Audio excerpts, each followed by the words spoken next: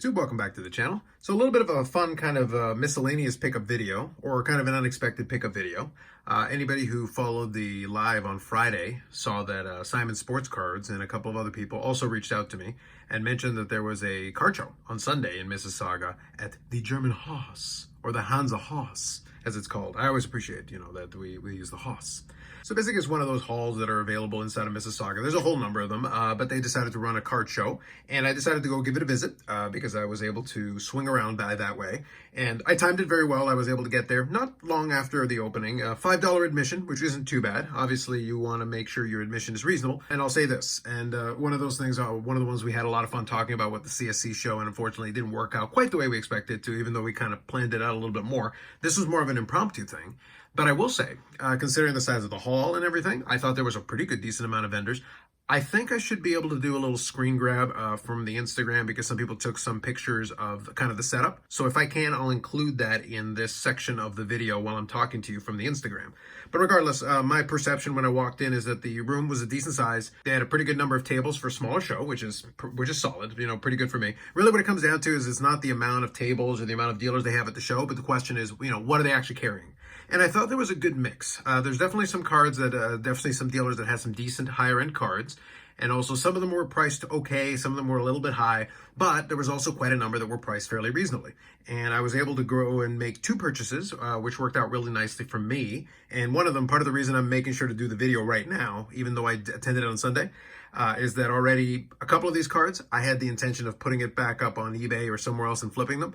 And I already got an offer and got paid for one of them. So I'm doing the video now so that at least I have the documentation of what I picked up, because already some of them are starting to move out. I'm getting some offers. So that should tell you that it was at least a decent show from my perspective. So first, let me go over a lot that I picked up in one of the bargain bins. And I love when a bargain bin is like a little bit all over the place, which is great, because then you can kind of sift through it a little bit. This is one where each card had their own individual prices, but I got the sense that if I put together a little group, which is what I ended up doing, that the price would work out. So let me show you the first one here. This one's more of a, I will say kind of a gag pickup, but I'll give you a quick bit of context on it. So this is from 0910 UD Black, and this is a former Calgary Flames prospect, Chris Chucko. So these ones are all basically manufactured, but they do get them autographed. Kind of a fun card. This is also the Jamie Benn rookie year, so that's numbered to 499. And the background on this one is just simply this. He was the same year as Jamie Benn's rookie year, and right around that time I was attending a number of AHL games. A buddy of mine was a big fan of the Hamilton Bulldogs, and one of the games was against the Abbotsford Heat, which at the time was the AHL club that fed into the Calgary Flames at that time. And Chris Chucko played in it. Well, it turned out that Chris Chucko had probably one of his better games in the AHL that night. He scored, and I think they also scored in the shootout as well. So, but it just became a bit of a running gag just for that particular game, that it was Chucko was all over the place. And we laughed about it, myself and a couple of friends of mine, for quite a while after that. And when I saw this, this was basically a toss-in the lot that I'm going to show you. But when I was able to get this tossed in without adding any extra, I was like, oh, I definitely got to get it. So I took a picture of it and sent it to my buddy, and we had a good laugh about that. It was a good memory from years ago now. Now, for the rest of these, is a little bit more straightforward, the thought process on it. These next two cards actually ended up being effectively toss-ins as well, but slightly better toss-ins, I'll say. So first, we got the rookie update. We got the dual autograph with Rick Nash and Nikolai Gerdev. These were kind of fun if you remember them from back then, the rookie inspirations. And then these next two are from the same subset, prestigious pairings. So we've got 056 SP Authentic Hockey prestigious pairings. And the first one is another Rick Nash and Gerdev. And these are numbered to 100. So pretty nice looking cards. And then this was the key to the lot. So it was 4 cards that I picked up. So the Chris Chucko was a toss-in. These other two, in effect, became a toss-in once the pricing came out of it. But this was the one that I was really after in this particular lot. And it was a Jocelyn Thibault and Marc-Andre Fleury prestigious pairings. So you see nice on-card autographs. And the key with these is it's on-card autographs. But this is a nice card. And Jocelyn Thibault was a pretty good goaltender in his time as well. So this is a pretty good lot, a pretty good pairing. So I gave the guy the 4 cards, and I already had in my mind kind of what I was thinking as far as the possibilities of what I might want to do with that pricing-wise. And he came back to me, and the price he gave me, I would have paid for just the Fleury and the Thibault here. So realistically, at that point, if I'm comfortable with that price, then I'm certainly going to take it for the 4 cards, because again, this was a toss-in, but realistically, that made 3 out of the 4 cards a toss-in, because I was already happy with the price I got on this card in the first place. So because of that, and this is one of the ones that I already got an offer and I already got paid for it. So really, in under 24 hours, I turned it around and I already made money on that 4-card lot, if you will. So the other 3 were house money to begin with, as far as I was concerned. And now at this point, I got paid to take them away. So basically, the Chris Chucko and these 2, effectively, they paid me to take them away. So I'm not going to complain about that. It worked out very nicely for me. That's why I say I like when there's a bargain bin when you can look around and you never know what's in there. And it's not always, not always, I don't always have the energy to sort through a lot of that stuff. But in this case, it certainly worked out and it was worth my while. So for the last one, I've got 2 cards here. The first one was the toss-in cards, so to speak, just to kind of close off the deal. We went back and forth on price, but I decided if I was going to pay that price, then I wanted to include one more card in, and this was the one that I chose. A 2022 Bowman Best Refractor of Bobby Witt Jr. Not a crazy card, but it was, like I said, it was a toss-in just to kind of sweeten the deal and finalize so that I would agree to the price. And the price already I thought was okay, but it was a situation that I wanted to make sure that it made sense overall. And this is the card that I'm going to hang on to. This is the PC Keeper card of the lot, and it's a 2022 Topps Gypsy Queen Juan Soto autograph. So you're still with the Nationals on this one. Nice solid card. And you can ignore this part here. There was a sticker on top of it previously, but we're going to leave it in the plastic holder for now. So it's an SGC 9 with a 10 subgrade. Nice solid card. On-card autograph, which is great. And in that vein, I wanted to kind of start replacing a few of my sticker auto Juan Sotos with a couple of on-card ones.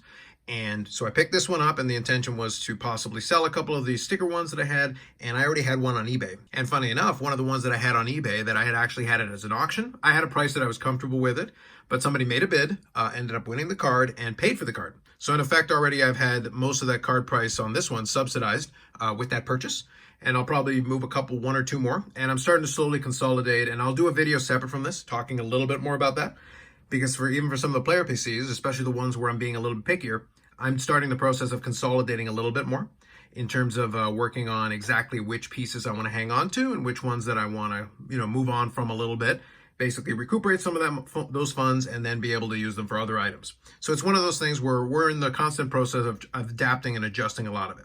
But overall, as I said, we've got one card to add to the PC.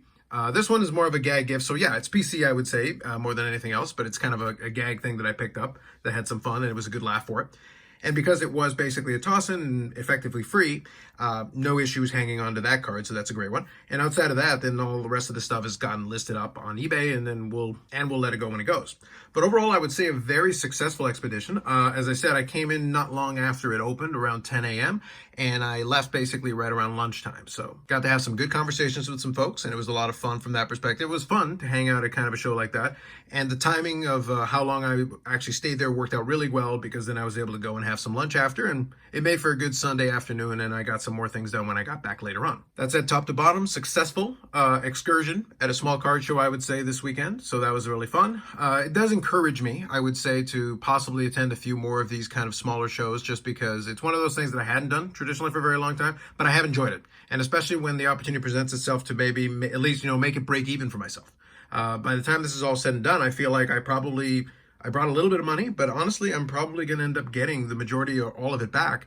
And then to go away with a PC piece, I consider that an overall net win and a good solid use of a morning and early afternoon. With that said, that's it for me this time around. More videos coming up on the channel and live streams on Friday at 8 p.m. Eastern time as always. I'll also talk a little bit more about my observations as far as, running card shows like this in the summertime. As I said, I felt like it was pretty good in terms of my opinion of it, but it was one of those things where the foot traffic I thought was decent. But I also have to take into account that we're getting into much nicer weather. People are out at the cottages and things like that. So I'm wondering if that's going to hurt attendance for a lot of these shows during the summer months. And then obviously we pick up in the fall as things get into it. But I would say as far as, the current state of cards and the price of cards and everything like that, I don't think that had any impact at all. I think we're pretty much down to nice weather and people are out at the cottage. Although, like I said, this show, if you have a reasonable price to get in the door, and the dealer tables are reasonably priced, which encourages the dealers to come out, and the dealers have a decent variety, I think there's enough of a draw if you keep it simple and don't try to overextend. I'll share a couple of more stories, like I said, from this one on the Friday live stream, because we'll have some time to chat through it a little bit. But I'm just curious if you've attended any shows the last couple of weeks or last couple of months, or if you're planning on attending any over the summer months, because I'm kind of curious if that is playing into the impact of what anybody else is doing. Otherwise, that's it for me for now. Like if you like the video, subscribe to the channel. Thanks very much, and we'll catch you in the next one.